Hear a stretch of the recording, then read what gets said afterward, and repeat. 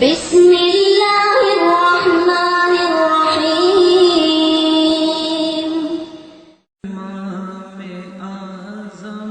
ابھی صدیق کو دیکھا ہے، یہ جمال کا مظہر نظر آتا ہے۔ ہم نے عمر بن خطاب کو دیکھا، یہ صفت جلال کا مظہر نظر آتا ہے۔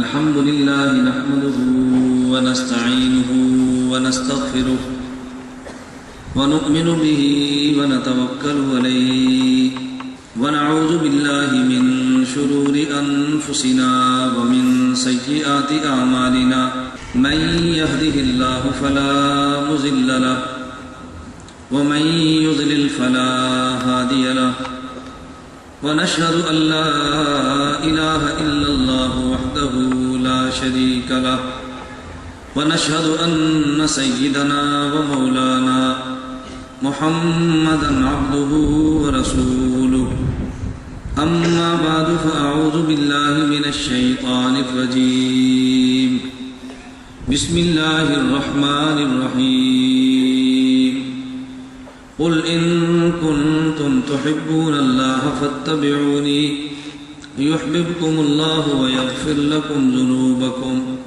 والله غفور رحيم عن علي رضي الله عنه قال قال النبي صلى الله عليه وسلم من أحيا سنة من سنتي أميتت بعدي فقد أحبني ومن أحبني كان معي وفي رواية كان معي في الجنة عن العرباض بن سارية رضي الله عنه قال قال النبي صلى الله عليه وسلم فإنه من يعش منكم بعدي فسيرى اختلافا كثيرا فعليكم بسنتي وسنة الخلفاء الراشدين المهديين تمسكوا بها وعضوا عليها بالنواجذ وإياكم ومحدثات الأمور فإن كل محدثة بدعة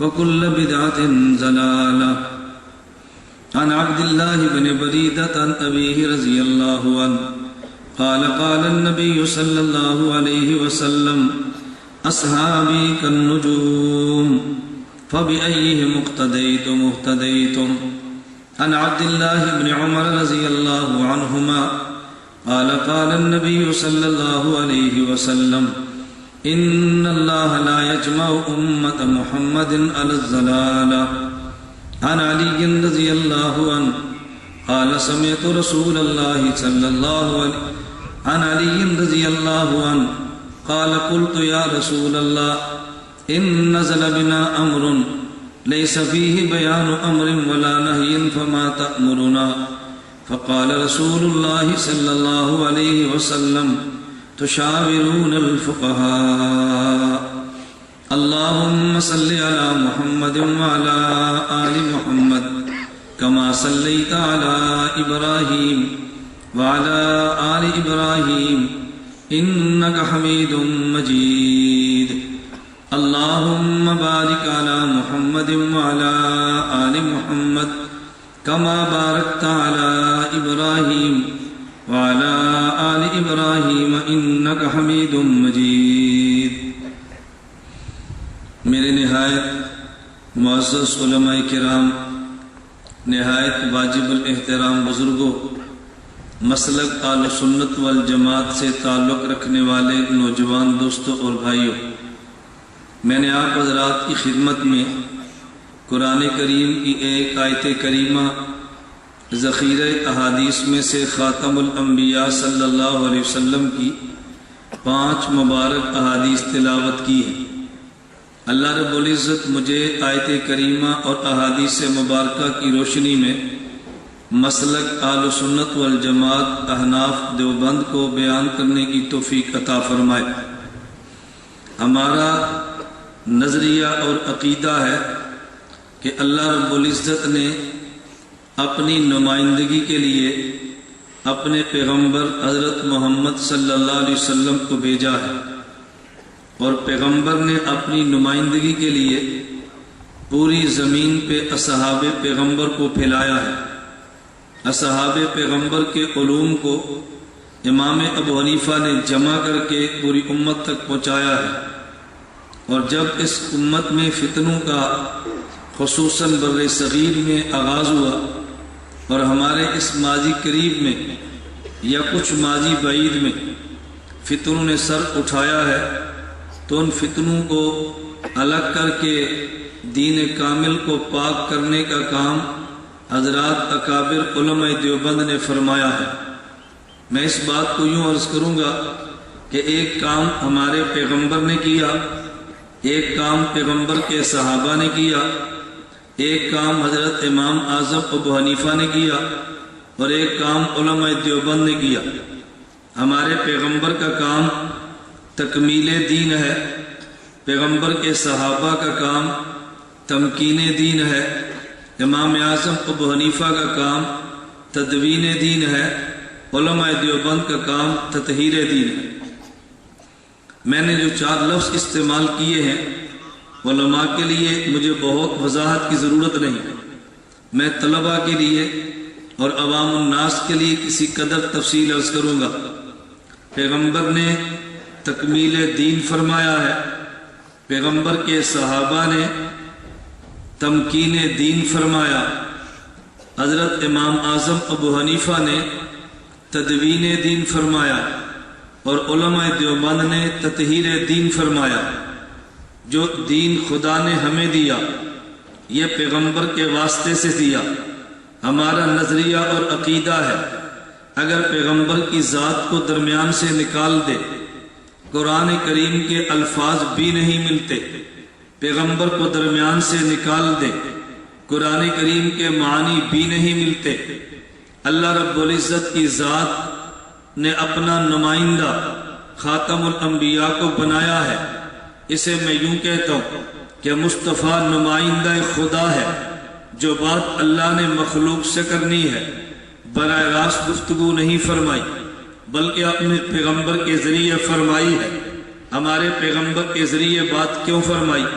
اللہ نے مجھے اور آپ کو پیدا عبادت کے لیے فرمایا ہے، اور عبادت نام ہے احکام خداوندی کو مان لینا، مان کے ان پہ عمل کر لینا۔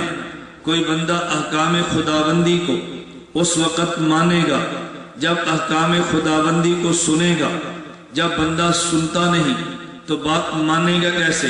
بندہ دیکھتا نہیں تو بات مانے گا کیسے؟ خدا کی ذات کو ہم نے دیکھا بھی نہیں ہے، خدا کی ذات کو سنا بھی نہیں ہے، تو جب اللہ کی بات کو سنے بھی نہ، اللہ کی ذات کو دیکھے بھی نہ، تو پھر اللہ کی بات پہ عمل کیسے کریں گے؟ خدا نے ہمیں پیغمبر وہ دیا ہے کہ جس نے خدا کی ذات کو دیکھا ہے اور خدا کی بات کو سنا ہے۔ یہ دیوبند کا نظریہ ہے، ہمارے پیغمبر نے خدا کی ذات کو دیکھا ہے اور خدا کی بات کو سنا ہے، اور فرمایا جو نبی میں نے دیا یہ اپنی مرضی سے بولتا نہیں ہے، وما ينطق عن الهوى ان هو الا وحی یوحی، بات اس میری ہوتی ہے، زبان میرے پیغمبر کی ہوتی ہے۔ مولانا جلال الدین رومی رحمۃ اللہ علیہ مثنوی روم میں تحریر فرماتے ہیں، گفتہ او گفتہ اللہ بود گرچہ از حلقوں میں عبداللہ بود، اگرچہ بات پیغمبر کی زبان سے نکلتی ہے لیکن بات پیغمبر کی اپنی نہیں ہے، بات پیغمبر کے خدا کی ہے۔ ہم نے خدا کی ذات کو دیکھا بھی نہیں ہے، خدا کی بات کو سنا بھی نہیں ہے، لیکن اللہ نے پیغمبر وہ دیا ہے کہ جس نے خدا کی ذات کو دیکھا ہے اور خدا کی بات کو سنا ہے۔ ایک غیر مقلد بیان کر رہا تھا، اہل حدیث عالم تقریر میں کہنے لگا ہم نہیں مانتے کہ اللہ کے نبی نے خدا کو دیکھا ہے۔ میں نے پوچھا نہ ماننے کی دلیل کیا ہے؟ کہتے ہیں موسیٰ علیہ السلام نے خدا سے عرض کیا رب ارنی، اللہ میرا دل کرتا ہے میں آپ کو دیکھ لوں، مجھے اپنی ذات دکھا دیجیے۔ خدا نے فرمایا لن ترانی، اے موسیٰ تو مجھے دیکھ نہیں سکتا۔ تو موسیٰ علیہ السلام بات سن رہے تھے، دیدار کی تمنا بھی کی ہے، خدا فرمایا نہیں دیکھ سکتا، تو ہم کیسے مانے کہ ہمارے پیغمبر نے دیکھا؟ میں نے کہا حضرت موسیٰ کے دیکھنے کی نفی سے ہمارے پیغمبر کے دیکھنے کی نفی تو نہیں ہوتی۔ حضرت موسیٰ نے تو دعا مانگی اللہ مجھے اس آخری پیغمبر کا امتی بنا دے، ان کی دعا قبول نہیں ہوئی۔ عیسیٰ علیہ السلام نے دعا مانگی اللہ مجھے امتی اس آخری نبی کا بنا دے، ان کی دعا تو قبول ہوئی ہے، ایک چیز ایک نبی کو نہ ملے، اس سے کیسے ثابت ہوا کہ وہ نعمت دوسرے نبی کو نہیں مل سکتی؟ کہا جی میرے پاس ایک اور دلیل اس سے وزنی ہے۔ میں نے کہا وہ دلیل کون سی ہے؟ کہتا ہے قرآن کریم میں ہے لا تدرکہ الابصار وہو یدرک الابصار، کوئی آنکھ خدا کو نہیں دیکھ سکتی، اللہ ساری آنکھوں کو دیکھتے ہیں۔ اللہ نے سب آنکھوں کی نفی کر دی، کوئی بھی نہیں دیکھ سکتی۔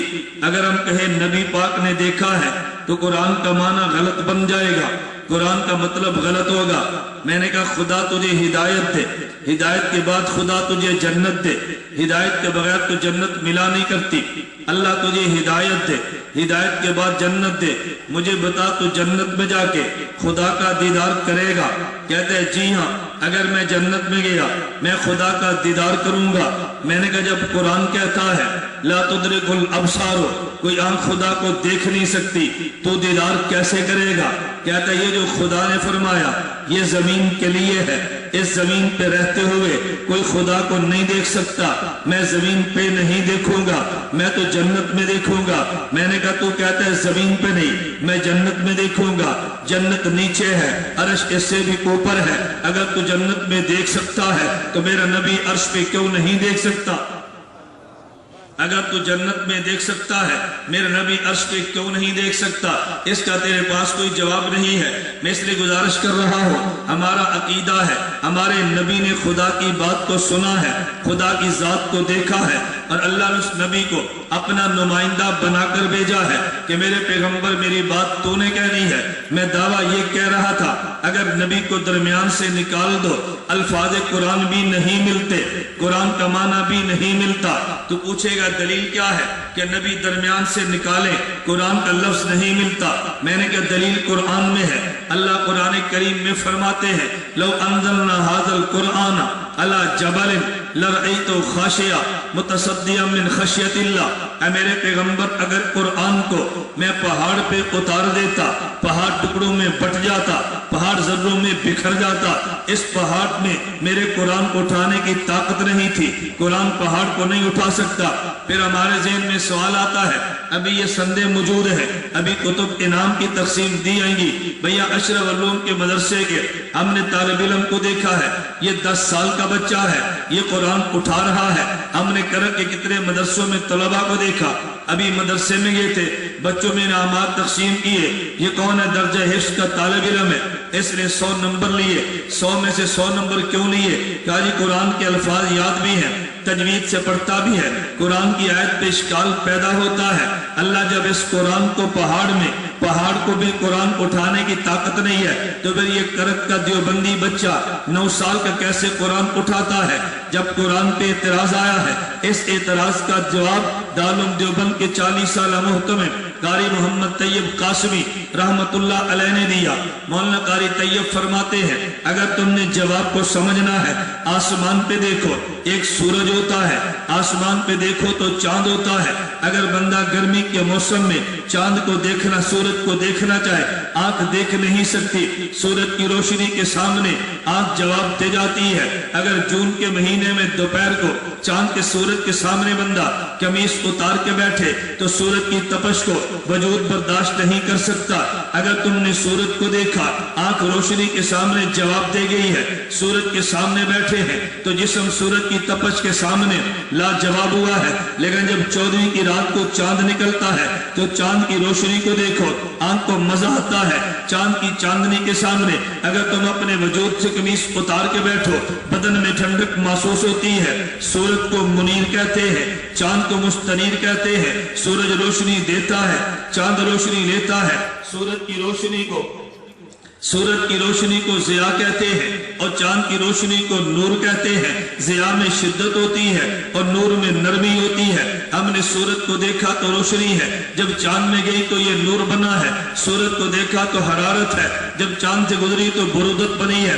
میری دلیل پہ توجہ رکھنا، اگر سورج کو دیکھا ہے آنکھ جواب دے گئی ہے، لیکن اگر جب چاند کو دیکھا ہے آنکھ کو لذت آئی ہے، سورج کے سامنے بیٹھے ہیں تو بدن جواب دے گیا ہے، چاند کے سامنے بیٹھے ہیں تو پھر بدن کو راحت محسوس ہوئی ہے۔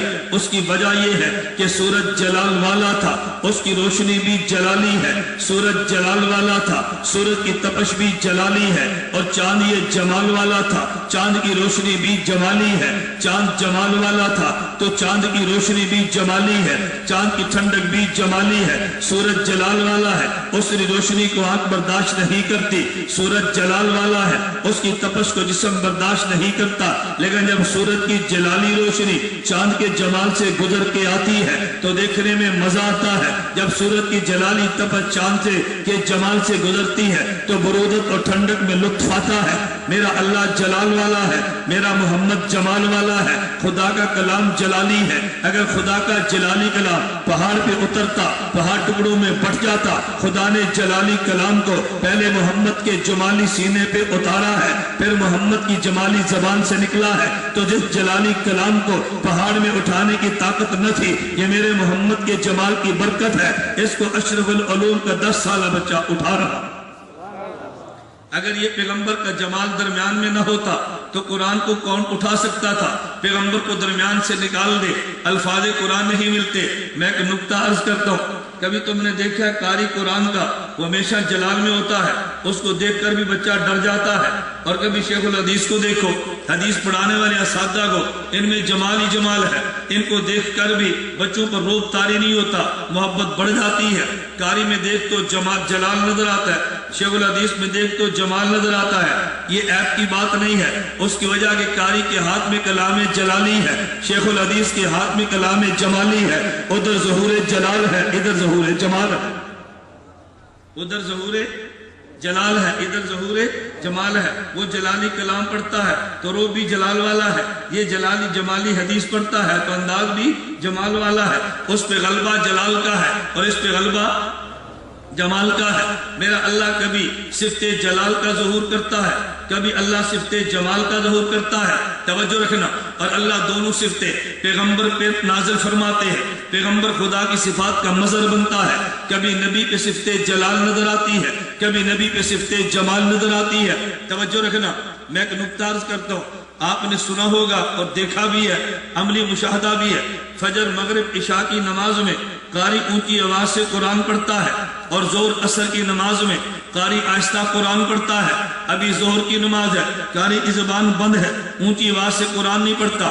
عصر کی نماز کو دیکھ لے، قاری تب بھی خاموش ہے، اونچی آواز سے تلاوت نہیں کرتا، اور جو ہی مغرب کی اذان ہوگی اور مغرب کی جماعت کے لیے کھڑا ہوگا، الحمدللہ رب العالمین، قاری صاحب امام صاحب اونچی آواز میں تلاوت کرتے ہیں۔ کبھی تو نے غور کیا ہے ظہر عصر کی نماز میں یہ قرآن آہستہ کیوں ہے؟ فجر مغرب عشاء کی نماز میں قرآن اونچی آواز سے یہ جاری نماز کیوں بنتی ہے؟ اس کی وجہ یہ ہے، ایک میرے اللہ کی صفت جلال ہے، ایک خدا کی صفت جمال ہے۔ تم نے دنیا میں دیکھا ہے، اگر باپ جمال کے اندر ہو تو بیٹے گھر میں کھیلا کرتے ہیں، اور جب باپ جلال کے اندر آ جائے تو ماں کہتی ہے باپ بہت غصے میں ہے، اندر ہٹ جا۔ آپ نے دیکھا ہوگا کہ جب بڑا جمال میں ہو تو پھر چھوٹے اچکیلیاں کرتے ہیں، اور جب بڑا جلال کے اندر آئے تو پھر بولنے کی ہمت کوئی نہیں کرتا۔ خدا کی صفت جلال بھی ہے، خدا کی صفت جمال بھی ہے۔ جب سورج طلوع ہوتا ہے صفت جلال کا ظہور ہوتا ہے، اور جب سورج غروب ہوتا ہے تو صفت جمال کا ظہور ہوتا ہے۔ جب صفت جمال کا ظہور ہے بندہ قرآن بلند آواز سے پڑھتا ہے، اور جب صفت جلال کا ظہور ہوتا ہے تو پھر قاری قرآن بھی آہستہ پڑھتا ہے۔ دن کی نمازیں سری بنتی ہیں اور رات کی نمازیں جہری بنتی ہیں، اس کی وجہ کہ رات کو ظہور جمال کا ہے اور دن کو ظہور جلال کا ہے۔ میں ایک بات اور بھی کہتا ہوں، اللہ یہ دونوں صفتیں میرے پیغمبر کو دیتے ہیں، پیغمبر دونوں صفتیں اصحاب کو دیکھتے ہیں۔ ہم نے پیغمبر کے صحابی صدیق کو دیکھا ہے، یہ جمال کا مظہر نظر آتا ہے۔ ہم نے عمر بن خطاب کو دیکھا، یہ صفت جلال کا مظہر نظر آتا ہے۔ صدیق اکبر رات کو تلاوت کرتے ہیں، قرآن اونچی آواز سے قرآن آہستہ پڑھتے ہیں۔ پوچھا صدیق آہستہ قرآن کیوں پڑھتے ہو؟ فرمایا یہ سونے والا کی اٹھ نہ جائے۔ عمر بن خطاب کو دیکھا قرآن اونچی آواز سے پڑھتے ہیں، پوچھا تم اونچی آواز سے کیوں پڑھتے ہو؟ کہا میں جو پڑھتا ہوں تو کیوں سویا ہوا ہے؟ صدیق پہ غلبہ جمال کا ہے، عمر پہ غلبہ جلال کا۔ توجہ، چلے میں اس مضمون پہ ایک نکتہ اور دیتا ہوں۔ مجھے ایک ساتھی کہنے لگا حضرت امام اعظم ابو حنیفہ رحمۃ اللہ علیہ بہت بڑے امام ہیں۔ میں نے کہا جی ہاں، حضرت امام بخاری رحمۃ اللہ علیہ، میں نے کہا بہت بڑے امام ہیں، کہتے ہیں عالم تو دونوں بڑے ہیں، لیکن تم حضرت امام بخاری کی بجائے حضرت امام ابو حنیفہ کی تقلید کیوں کرتے ہو؟ توجہ رکھنا۔ میں نے کہا مجھے بتا پیغمبر کے صحابہ میں سے سب سے بڑے عالم کا نام کیا ہے؟ کہتے ہیں حضرت ابو بکر صدیق رضی اللہ عنہ۔ میں نے کہا یہ بتاؤ پیغمبر کے صحابہ میں سے سب سے بڑے محدث کا نام کیا ہے؟ کہتے ہیں حضرت ابو ہریرہ رضی اللہ تعالی عنہ۔ میں نے کہا بھئی علم تو نام ہی صحابہ کے دور میں قرآن و حدیث کا تھا، تو اس کا کیا معنی کہ بڑا امام عالم تو وہ ہے اور بڑا محدث یہ ہے؟ تو جب بڑے محدث امام ابو ہریرہ ہے تو بڑے عالم یہی ہونے چاہیے، اور اگر بڑے عالم امام ابو بکر ہے تو بڑے محدث حضرت امام ابو بکر ہونے چاہیے۔ میں نے کہا توجہ رکھنا، اگر پوچھا جائے اور پڑھا جائے تو کہتے ہیں پیغمبر کے صحابہ میں سے بڑے امام عالم کا نام امام ابو بکر صدیق ہے رضی اللہ عنہ، اور نبی کے شاگردوں میں سے بڑے محدث کا نام حضرت امام ابو ہریرہ ہے رضی اللہ تعالی عنہ۔ میں نے کہا بالکل اسی طرح اگر عام دنیا والوں سے پوچھو، میں علماء کی بات نہیں کرتا، ممکن ہے علماء کا فیصلہ بالکل الگ ہوگا، عمومی شہرت کی بات کرتا ہوں، پوچھو جی اس میں سب سے بڑے محدث کون ہیں تو لوگ کہیں گے امام بخاری۔ پوچھو جی سب سے بڑے عالم کون ہے؟ کہتے ہیں حضرت امام اعظم ابو حنیفہ۔ میں نے کہا اگر تو نے اس سوال کا جواب لینا ہے کہ حضرت امام اعظم ابو حنیفہ کی تقلید تم کرتے ہو، امام بخاری کی کیوں نہیں کرتے، تو یہ جواب پیغمبر کے صحابہ کی زندگی میں تجھے مل جائے گا۔ کہتے جی کیا مطلب؟ میں نے کہا اگر یہ پوچھا جائے صحابہ میں بڑے محدث کون تھے تو کہتے ہیں امام ابو ہریرہ۔ اگر آپ پوچھے صحابہ نے پیغمبر کے جانے کے بعد امام کسے مانا ہے تو کہتے ہیں امام ابو بکر کو مانا ہے۔ میں نے کہا دونوں میں فرق کیا تھا کہ جب کسی نے مسئلہ امام ابو بکر سے پوچھا ہے وہ مسئلہ نبی والا بتاتے ہیں لیکن قال ابو بکر نے کہہ کے بتاتے ہیں، جب کسی نے مسئلہ ابو ہریرہ سے پوچھا وہ بھی نبی والا بتاتے ہیں لیکن قال رسول اللہ کہہ کے بتاتے ہیں۔ بھئی دونوں میں فرق کیا تھا؟ صدیق پہ غلبہ خشیت کا ہے، وہ قال رسول اللہ کہتے ڈرتا ہے کہ الفاظ کے نقل کرنے میں غلطی نہ ہو جائے، مسئلہ نبی کا ہوتا ہے لیکن قال ابو بکر نے کہہ کے بتاتا ہے۔ حضرت امام ابو ہریرہ پہ غلبہ محبت کا ہے، ان کا جی چاہتا ہے نبی کے الفاظ میں نقل کرو، وہ قال رسول اللہ کہہ کے بتاتا ہے۔ ہم نے امام ابو حنیفہ کو دیکھا مسئلہ نبی والا بتاتے ہیں لیکن قال ابو حنیفہ کہہ کے بتاتے ہیں، یہ صدیق اکبر کا طرز ہے، خشیت کا غلبہ ہے۔ امام بخاری کو دیکھا وہ قال رسول اللہ کہہ کے مسئلہ نبی والا دیتے ہیں، ان پہ غلبہ محبت ہے، اور یہ نقش قدم ابو ہریرہ کے چلے ہیں۔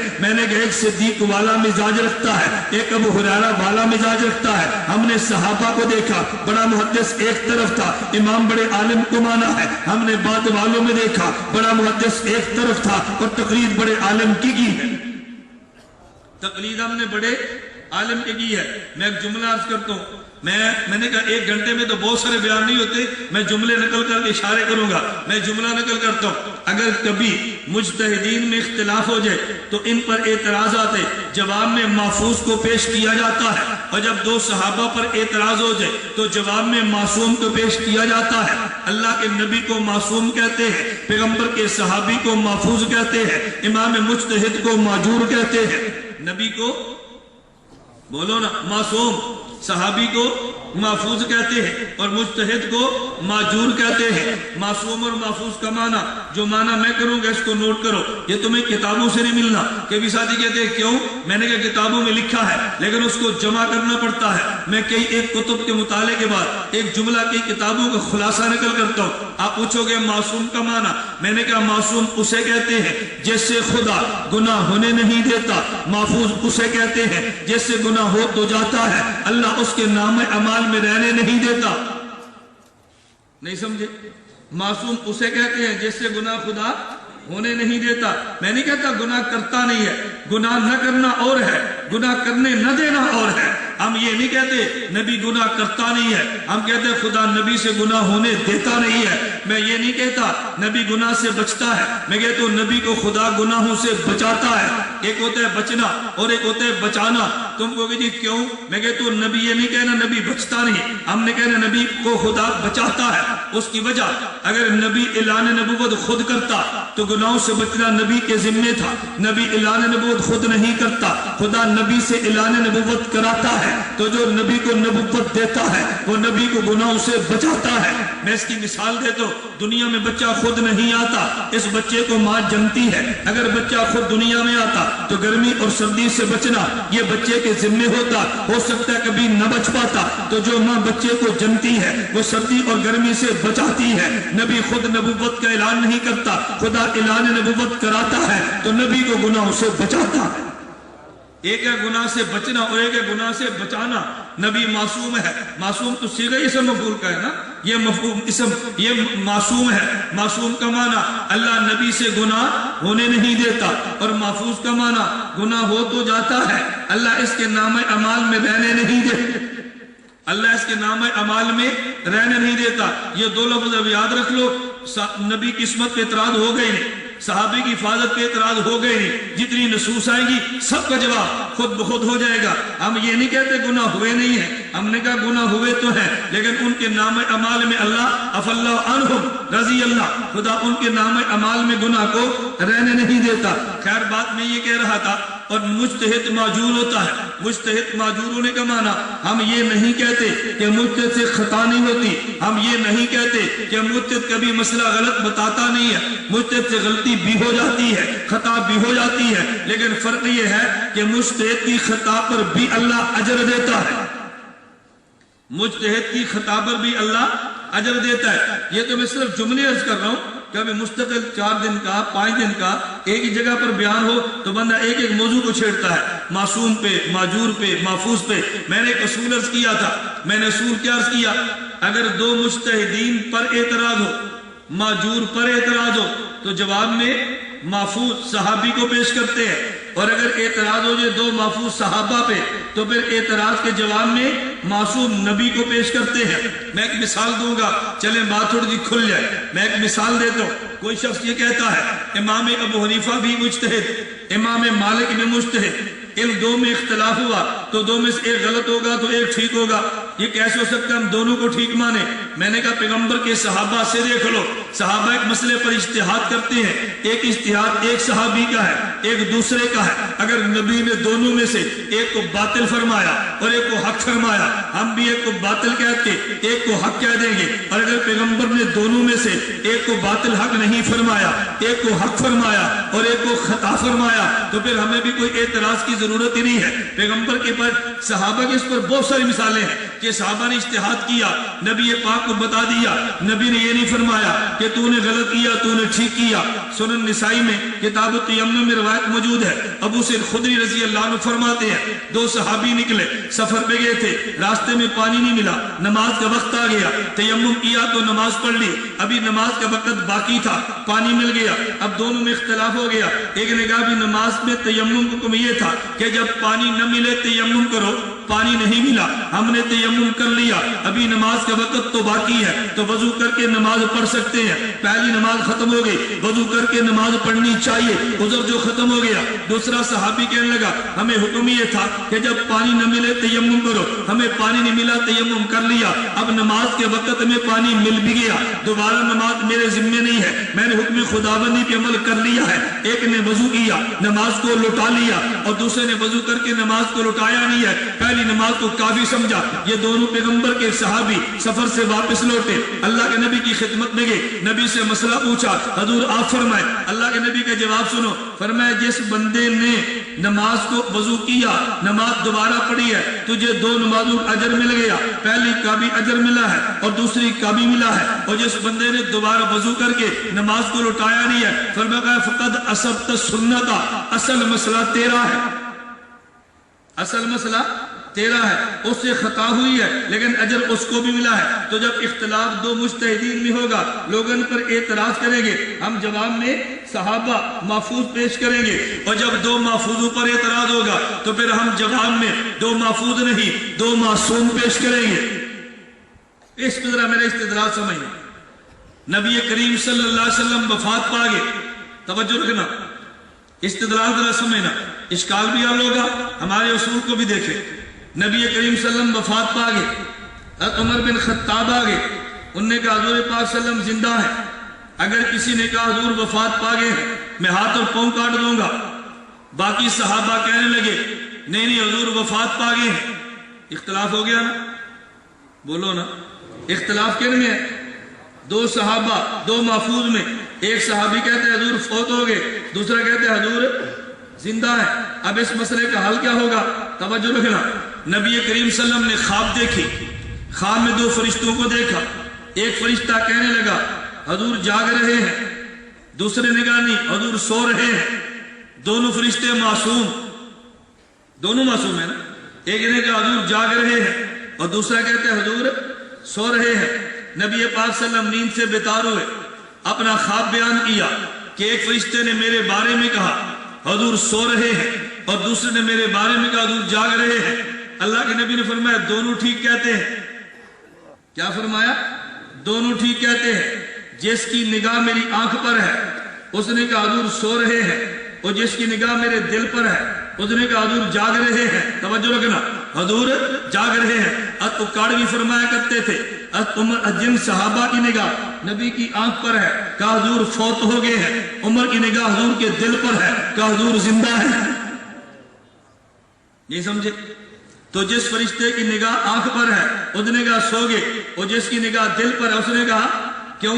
عینایت تنامان ولا ینام قلبی، نبی کی آنکھ سوتی ہے اور نبی کا دل جاگتا ہے۔ مولانا نانوتوی فرماتے ہیں کہ نیند اور موت تو دونوں بہنیں ہوتی ہیں، جیسے سو جائے تو نبی کی آنکھ سوتی ہے، نبی کا دل جاگتا ہے، اسی طرح جب موت آ جائے تو امتی کی روح دل اور آنکھ دونوں سے نکلتی ہے اور نبی کی آنکھ سے نکل کے دل میں سمٹتی ہے۔ یہ مولانا قاسم نانوتوی کی اپنی تحقیق ہے، ہمارے مشائخ میں سے ہے۔ میں صرف بات یہ سمجھا رہا تھا کہ جب دو محفوظ میں اختلاف ہے، ہم نے دلیل میں دو معصوموں کو پیش کیا، سیدنا صدیق اکبر آئے، انہوں نے فیصلہ فرما دیا۔ میں ایک جملہ کہتا ہوں، میں کہتا ہوں عام صحابہ کی نگاہ نبی کی آنکھ پر ہے، ابو بکر صدیق کی نگاہ نبی کے دل، حضرت عمر کی نگاہ نبی کے دل پر ہے، اور صدیق سے زیادہ حضور کے مزاج کو سمجھنے والا کوئی بندہ مانے جنا ہی نہیں ہے۔ صدیق کی نگاہ حضور کی آنکھ پر بھی ہے، حضور کے دل پر بھی، حضور کی آنکھ پر بھی، حضور کے۔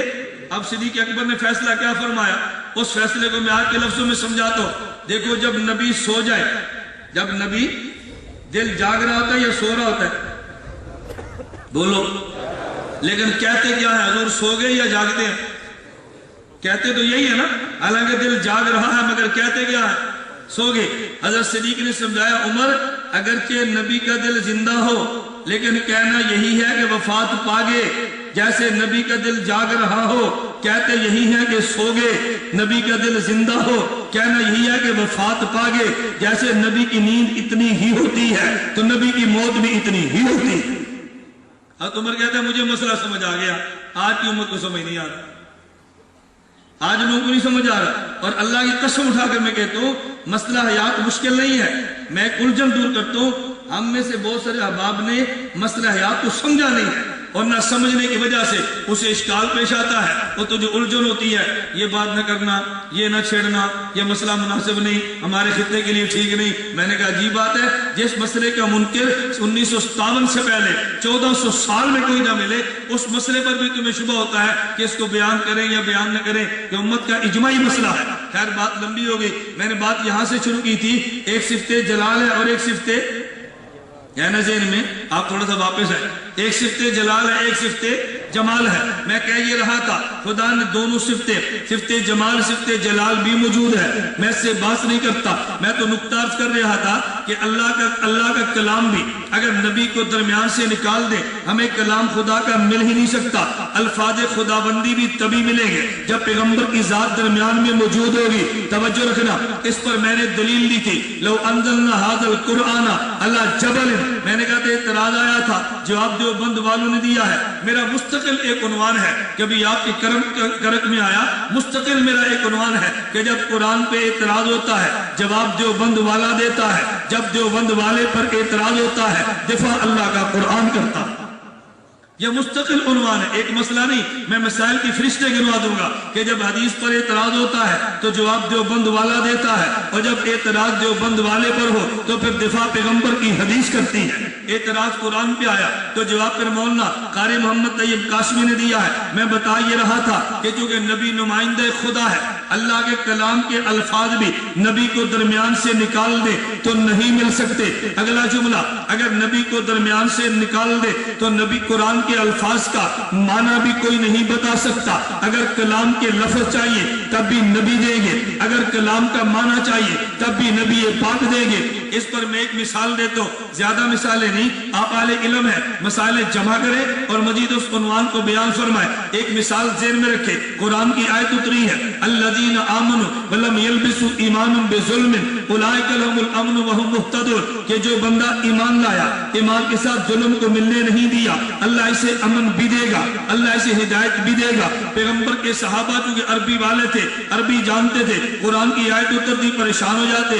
ہم نہ عربی جانتے ہیں نہ امام کو قرآن سن کے پریشان ہوتے ہیں، کوئی عربی جانے گا تو پھر قرآن کی آیت سن کے پریشانی بھی ہوگی۔ صحابی رسول آگے، انہوں نے کہا یا رسول اللہ اینا لم یظلم شیئا، ظلم کا معنی ہوتا ہے کچھ کمی کر دو، کچھ بیشی کر دو، کمی بیشی کا نام ظلم ہے۔ اللہ کے نبی بحیثیت بشر، ہم نبی تو نہیں ہیں لیکن بحیثیت بشر غیر نبی، کچھ کمی بیشی تو ہر کسی سے ہو جاتی ہے۔ قرآن کریم نے بڑی سخت شرط لگا دی، الذین آمنوا ولم یلبسوا ایمانهم بظلم، جو بندہ ایمان لایا، ایمان کے ساتھ ظلم کو ملنے نہ دیا، اللہ اسے امن بھی دے گا، اللہ ہدایت بھی دے گا۔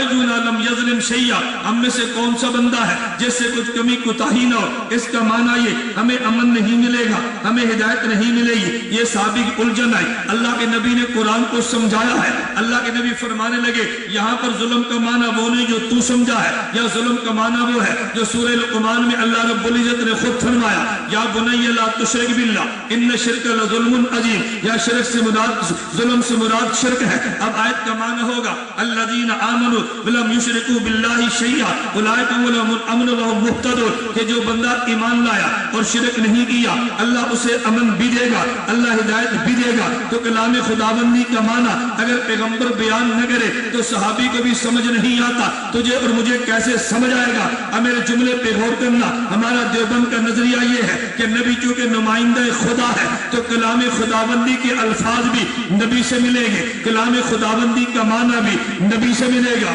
آج دنیا میں جھگڑا ہی یہی ہے، ادھر جھگڑا قادیان پہ مرزا غلام محمد قادیانی نے کیا ہے، بے ایمان وہ بھی یہ بات کہتا ہے کہ میں قرآن تو نبی والے مدینے والے نبی سے لوں گا لیکن معنی مدینے والے نبی سے نہیں، میں معنی قادیان والا کروں گا۔ ادھر غلام احمد پرویز بے ایمان لاہور کا، اس نے یہی بات بکی ہے کہ میں قرآن تو مدینے والے نبی سے لوں گا لیکن معنی میں لاہور والا کروں گا۔ یہ دنیا آج چیخ رہی تھی، ادھر یہی بات ذاکر نائک نے کی ہے، وہ کہتے قرآن مدینے والے نبی سے لوں گا، معنی میں خود کروں گا۔ میں بھی تو عربی جانتا ہوں، جو بند والے کہتے ہیں کہ نہیں نبی چونکہ نمائندہ خدا ہے قرآن کے الفاظ بھی نبی دے گا، الفاظ کا معنی بھی نبی دے گا، قرآن کے الفاظ کا معنی نبی دے گا، الفاظ بھی پیغمبر دے گے تو معنی بھی پیغمبر دے گے۔ جھگڑا تو یہی ہے، لوگ کہتے ہیں تمہارا جھگڑا کیا ہے؟ میں نے کہا جی ہاں ہمارا جھگڑا صرف یہ ہے، ہم یہ بات کہتے ہیں کہ چونکہ نبی نمائندہ خدا ہے، الفاظ قرآن بھی پیغمبر نے دینے ہیں اور قرآن کا معنی بھی پیغمبر نے دینا ہے۔ مرزا قادیانی نے کہا ما کان محمد ابا احد من رجالکم ولکن رسول اللہ وخاتم النبیین، انہوں نے کہا خاتم کا معنی مہر ہے، جس پہ مہر لگے گی وہ نبی بنتا چلا جائے گا۔ جب پاکستان کی نیشنل اسمبلی میں یہ مسئلہ اٹھا تھا تو مرزا ناصر نے اس بات کو بطور دلیل کے پیش کیا تھا، انہوں نے کہا جی قرآن کہتے ہیں خاتم النبیین، یہ نبی پاک تو خاتم النبیین ہے، خاتم کا معنی تو لغت میں مہر لکھا ہے تو جس پہ مہر لگے گی وہ نبی بن جائے گا۔ تم نے خاتم کا معنی آخری کیسے کیا ہے؟ مفتی محمود رحمت اللہ علیہ نے پاکستان کی نیشنل اسمبلی میں مرزا ناصر سے یہی بات کی تھی۔ مفتی صاحب نے پوچھا تھا کہ یہ جو قرآن کی آیت ہے یہ تمہارے اوپر اتری ہے، مرزا قادیانی پہ اتری ہے؟ اس نے کہا جی نہیں فرمایا آیت کس پہ اتری ہے؟ اس نے کہا یہ آیت مدینے والے نبی پہ اتری ہے۔ تو مفتی محمود صاحب نے فرمایا جس نبی پہ آیت اتری ہے اسی نبی سے معنی لے لو، اگر نبی اس کا معنی مہر کر دے تو میں مان لوں گا، اگر نبی معنی آخری کر دے تو مان لے۔ حضور اس کا معنی مہر کرے تو ہم مان لیں گے، اگر حضور اس کا معنی آخری کرے تو پھر تو مان لے۔ ہم نے قرآن کو لغت عرب سے نہیں، ہم نے اس سے سمجھنا ہے کہ جس پہ قرآن اترا ہے، جو لغت عرب سے ہمیں غرض نہیں ہے، ہمیں تو پیغمبر کی ذات سے غرض ہے۔ میں یہ کہہ رہا تھا کہ قرآن کریم توجہ، میں ایک مرتبہ ملتان کے علاقے میں گیا، ایک آدمی سے گفتگو چلی، گفتگو کس سال سے؟ بوڑھا آدمی ہے، مولوی نہیں ہے، مولانا طارق جمیل دامت برکاتہ، اس کو دعوت دینے کے لیے گئے، اس نے آگے بحث چھیڑ دی، انہوں نے کہا جی قرآن میں عذاب و ثواب قبر نہیں ہے، اگر تم مجھے قرآن سے عذاب و ثواب قبر بتا دو گے تو میں مان لوں گا، اگر نہیں بتاتے میں نہیں مانتا۔ مولانا طارق جمیل عالم ضرور ہے لیکن مولانا طارق جمیل مناظر نہیں ہے، علم الگ چیز ہے، فن مناظرہ الگ چیز ہے، میری بات کو محسوس نہ فرمانا۔ مولانا پہ اعتراضات لگے، وہ تو دفاع میں نے की है, किसी तबलीग वाले ने दिफा नहीं किया, मौलाना का दिफा तो मैंने किया है, तो नेट पे सीडी उठा के तो दे, मैंने दंदान शिकन जवाब मैंने दिए। और बेहम्दुलिल्लाह ताला जितने तराजात तबलीगी जमात पे फजाइल अमाल फजाइल सदकात पे आए हैं उनके जवाब तो वीडियो बनाकर मैं देता रहा। लेकिन मौलाना आलिम जरूर है, मुनाजर तो नहीं है ना। कभी मुनाजर वो भी होता है, इल्म ना भी हो, फन्ने मुनाजरा जानता हो, अपना काम तब भी चला लेता है, लेकिन इल्म और फन्ने मुनाजरा खुदा दोनों चीजें अता फरमा दे, ये खुदा का बहुत बड़ा इनाम हुआ करता है। मैं कहता हूं एक होता है फन्ने मुनाजरा, फन्ने मुनाजरा का मतलब कभी बंदा जवाब दलील से देता है, कभी जवाब दलील से देता है, और मैं अपनी पंजाबी जबान में कहता हूं कभी दलील देता है, कभी जट जफा मारता है। जट जफा समझते हो? जट तो समझते हो ना, ये जिम्मेदार लोग जो है जिम्मेदारी जट कहते हैं, और जफा ये जो सीने लगता है ना, इसको मिले इसको कहते हैं मैं अफला से बगलगीर होकर मिला, मैंने उसको जफा मार लिया। तो कभी आदमी जट जफा मारता है, क्या मतलब? एक होती है पहलवान की कुश्ती, एक होती है जिम्मेदार की कुश्ती। पहलवान कुश्ती करता है उसूलों से, टेक्निक से, और जिम्मेदार जो देहाती अनपढ़ है वो टेक्निक से नहीं करता, वो ये देखता है कि मैंने गिराना कैसे है, जहां से पकड़ लिया, जहां से मार दिया, बस बंदा गिर गया। अल्लाह करे मेरे इशारे आप समझो, जहां से पकड़ ले जहां चोट लगा दे, बस बंदे गिराना था ना, गिर गया। तो पहलवान देखता है कि मैंने किस उसूल से लड़ना है, ये चूंकि पहलवान तो होता नहीं, अनाड़ी होता है, तो खिलाड़ी उसूलों से खेलता है, अनाड़ी उसूलों से नहीं, अपनी मेहनत को वो नतीजा निकालता है। तो जट जफे का माना होता है कि बंदा उसूल को छोड़े, बस बंदे को गिराने की बात करे। तो कभी दलील से काम चलता है, कभी जट जफे से काम चलता है, और मैं कहता हूं कभी कभी दलील वहां काम नहीं करती, वहां जट जफा काम करता है। एक ईसाई पादरी से मौलाना का मुनाजरा चल रहा था, मुनाजरा इस बात पे था, ईसाई पादरी कहने लगा ईसा अलैहिस्सलाम अल्लाह के बेटे हैं, मुनाजरे इस्लाम कहने लगे, आलिम दीन फरमाने लगे खुदा का तो कोई बेटा नहीं, लम यलिद वलम यूलद है। दलाइल चलते रहे, 2 घंटे की बहस हुई। एक जिम्मेदार वहां से अनपढ़ उठा, उन्होंने कहा मौलवी जी तो मुझे इजाजत दो, इससे एक बात मैं भी करता हूँ। मौलवी साहब कहने लगे ये बड़ा खरान किस्म का बेईमान हरामी ईसाई है, ये मुझसे काबू नहीं आ रहा, तू कैसे काबू करेगा? उन्होंने कहा तुमने 2 घंटे लगाए, एक बात मुझे करने दो। लोगों ने कहा मौलवी साहब कोई बात नहीं, एक बात इसको भी कह लेने दो। वो जिम्मेदार खड़ा हुआ, उस ईसाई पादरी से कहने लगा ईसाई पादरी ये बता खुदा की उम्र कितनी है, ये बता खुदा की उम्र कितनी है। ईसाई पादरी कहते हैं वो तो करोड़ों अरबों साल से भी ज्यादा, अल्लाह तो अजल से है, बहुत लंबी उम्र है। उन्होंने कहा ये बता खुदा की कुदरत कितनी है, खुदा की कुदरत कितनी है। उन्होंने कहा कुदरत का तो अंदाजा ही नहीं है, वो तो जमीन और आसमान, वो तो अर्शो फलक का मालिक है। उन्होंने कहा अच्छा ये बता खुदा के बेटे कितने हैं, खुदा के? उन्होंने कहा एक। उन्होंने कहा उम्र कितनी है, बहुत लंबी, कुदरत कितनी है, बहुत ज्यादा, ताकत कितनी है, बहुत ज्यादा, बेटे कितने हैं, एक। उन्होंने कहा फिर खोते दिया पुत्रा मीनू खुदा मन, मेरे 50 साल उम्र है, 10 पुत्र रहे, समझिए। उन्होंने क्या कहा खोते दिया पुत्रा गधे के बच्चे, फिर मुझे खुदा मान, अगर बेटा होना किसी खुदा की सिफ्त है तो फिर मुझे खुदा मान, मेरी 50 साल उम्र है और 10 बेटे हैं। ये कैसा खुदा है, इतनी ताकत, इतनी उम्र और एक बेटा? अब इसका जवाब ईसाई पादरी के पास है, क्यों? ये दलील नहीं थी, जट जफा था। ये दलील नहीं थी, ये क्या था? जट जफा। एक गैर मुकल्लिद हमारे पंजाब में एक बहुत बड़े जिम्मेदार है, उनसे उशर वसूल करते थे, हमारी उनसे यारी लग गई, उशर खत्म हो गया, जिनसे हमारी यारी लगती है उशर खत्म होता है। मैं बस औकात साथियों को मशवरा देता हूँ भाई हमारे पोस्टर को ले लो, दुकान पे लगा लो। साथी हमारी बात समझते नहीं है। मैंने कहा मैं पोस्टर बेच रहा, मेरी बात मानो तो सही। सरगोदा दुकानदार हमारे हमसाए गांव में है, उसकी दुकान थी। मैंने कहा मेरे मदरसे का गल्ला लो, अपनी दुकान पर रख दो। मुझे कहते आप भी चंदा करते हैं? मैंने कहा जरूर दो, तो करते भी हैं, लेकिन ये तुझे मैंने चंदे के लिए नहीं दिया, वहां मेरा गल्ला रख दो। उसने खैर गल्ला रख दिया। 2 हफ्ते के बाद मुझे मिलने के लिए आया, कहते उस्ताद जी बहुत अजीब बात हुई। मैंने कहा क्या हुआ?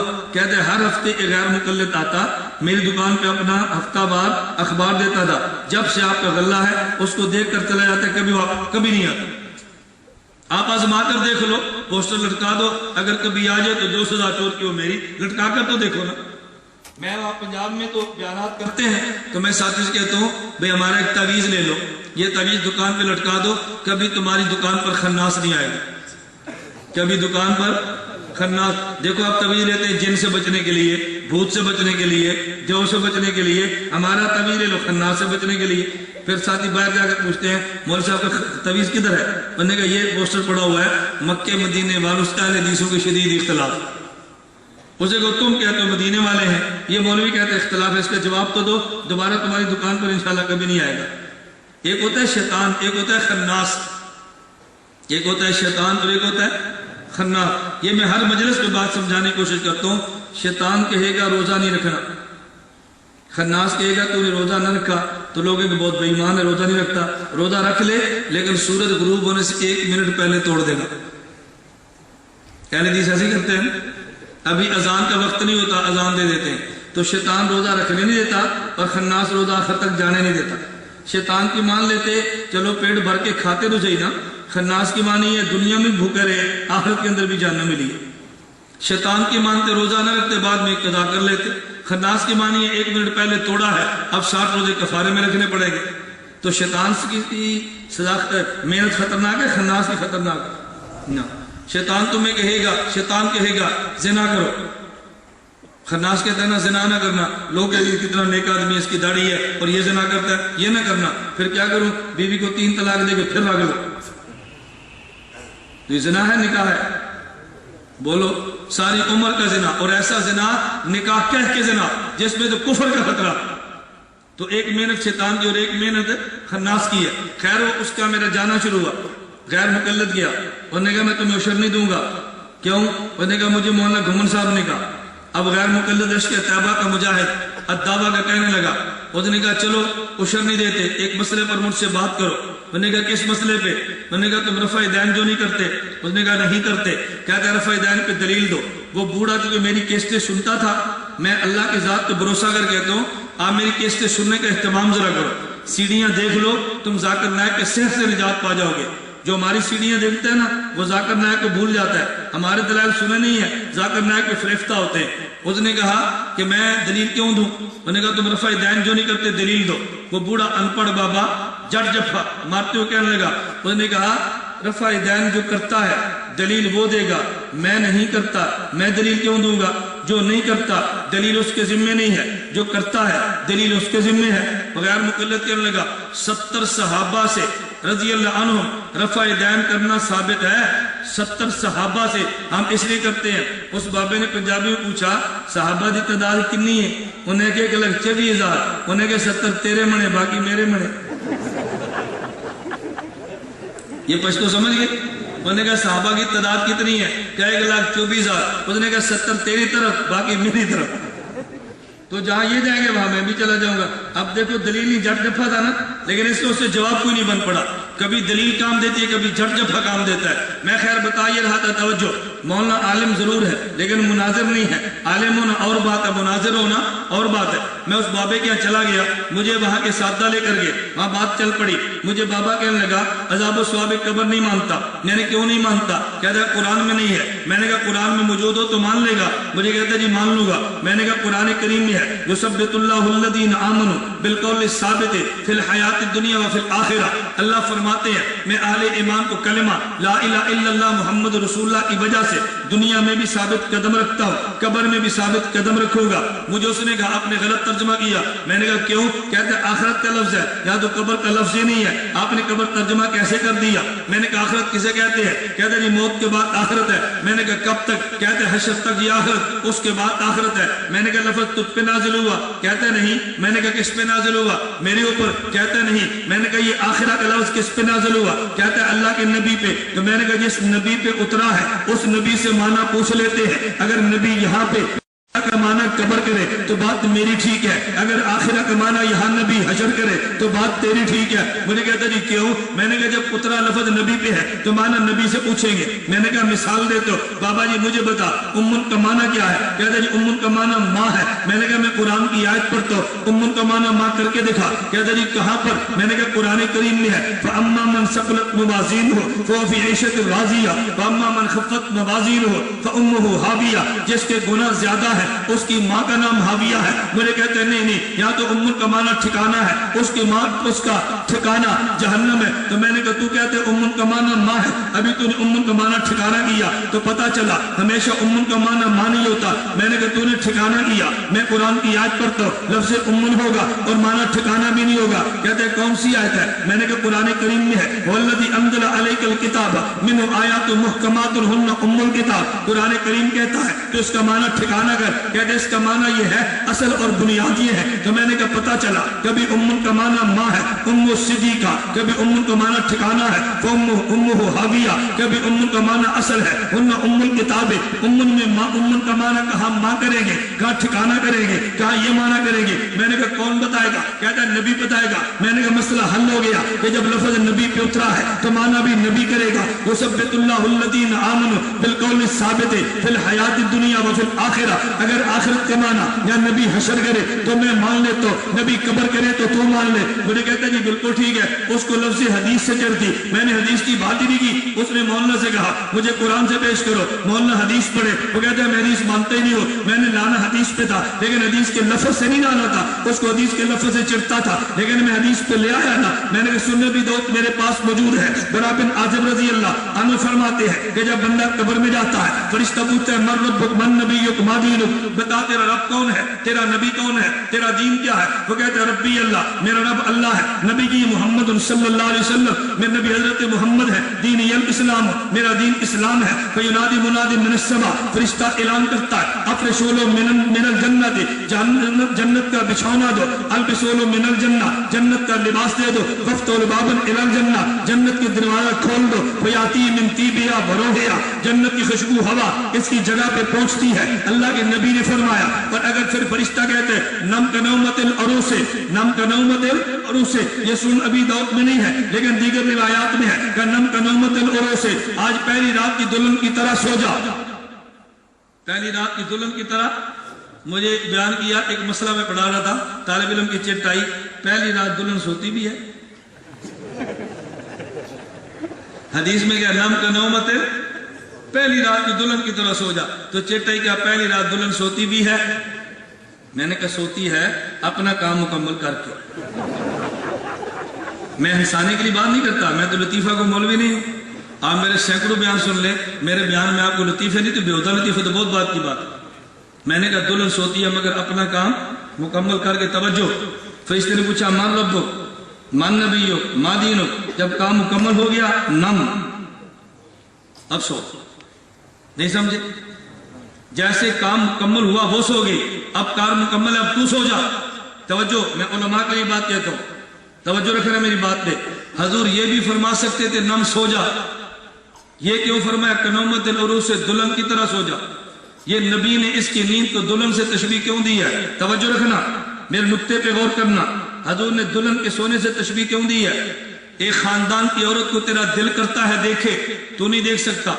दिल करता है मैं बात करूं, नहीं बात कर सकता। दिल करता है मैसेज करूं, नहीं कर सकता। दिल करता है मैं खत लिखूं, नहीं लिख सकता। तवज्जो रखना, तू मुआशरे से भी डरता है और तू अल्लाह से भी डरता है। मेरी दलील पे गौर रखना, खुदा से भी डरता है और मुआशरे से भी डरता है। लेकिन वही दुल्हन कलमा निकाह के साथ, वही लड़की जिसको देखने से डरता है, जिसको बात लिखने से डरता है, मैसेज करने से डरता है, टेलीफोन करने से डरता है, मैं पकड़ा जाऊंगा, मुआशरा मारेगा, ना भी पकड़ा गया खुदा मारेगा। अगर वो कलमे निकाह के साथ आ जाए तो जिसको देखने से डरता था वो तेरी बगल में है, तुझे कोई डर नहीं है। कब्र की जुल्मत से तू डरता था, कब्र के कीड़ों से तू डरता था, कब्र की खलवत से तू डरता था। सही कलमा ला इलाहा इल्लल्लाह से आ जा, जिस तरह वो कलमे निकाह से आ जाए उससे डर नहीं है। कलमे ला इलाहा से आ जा, तुझे डर नहीं। नम कनौमतिल उरूस से ये मतलब है दुल्हन की तरह सो जा कि जिसको देखने से डरता था सही कलमे से आई है उसको भी डर नहीं है। सही कलमे से जा, तुझे भी डर नहीं। वजह तशबीह समझ आई? अब आप मुझे पूछे किस किताब में है, मैं कहूंगा अकाबिर के सत्य में, अकाबिर की पांव की जूतियों में। ये मैं तुम्हें कैसे समझाऊं? मैं तलबा तखस्सुस को बार बार कहता हूँ, जो मेरे यहाँ तलबा आते हैं ना वो बड़ी बड़ी किताबों का मुताला करते हैं। मैंने कहा तुम बड़ी किताबों का मुताला करो, मेरे कमरे में खुतबात हकीमुल उम्मत पड़ी है। तलबा कहते हैं क्यों? मैं कहता हूँ जो कुछ इन बड़ी किताबों में है इनका खुलासा मेरे मशाइख की कुतुब में मौजूद है, तुम पढ़ के तो देखो। حکیم الامت تھانوی سے کوئی پوچھتا کس کتاب کا مطالعہ کرتا ہے، حضرت تھانوی فرماتے میں کتب بینی کم کرتا ہوں، کتب بینی زیادہ کرتا ہوں۔ نہیں سمجھ، کتب کتاب والا کتابیں کم پڑھتا ہوں اور اکابر اور اختاب کو زیادہ دیکھتا ہوں۔ میں طلبہ سے کہتا ہوں کہ علم بہت حاصل کرو لیکن اکابر سے جڑ کے چلو، اکابر سے اختلاف کبھی نہ کرنا، دنیا میں ذلیل ہوگے موت کے بعد بھی ذلیل ہوگے۔ اپنے مشائخ کی پگڑیاں اچھالنا چھوڑ دو، 2 لفظ بولنے کا راج ہے، 2 کتابوں کا مطالعہ ہو جائے، سب سے پہلا حملہ اپنے بزرگوں پہ شروع کریں گے۔ اور بدبخت آدمی دنیا میں رافضی موجود ہے، مرزائی موجود ہے، منکرین حدیث موجود ہے، کتنے فتنے موجود ہیں، تیری زبان ان کے خلاف نہیں چلتی، جب بھی چلی اپنے خلاف چلی ہے۔ من عادی لی ولیا فقد آذنت بالحرب۔ اللہ سے ڈرو۔ خیر میں عرض کر رہا تھا، بات بہت لمبی ہوگی۔ نبی نمائندہ خدا ہے، بات ہے ذہن میں، بولو نا، نبی نمائندہ ہے۔ اگر خدا کے الفاظ چاہیے تو بھی نبی سے، الفاظ کا معنی چاہیے تو بھی نبی سے۔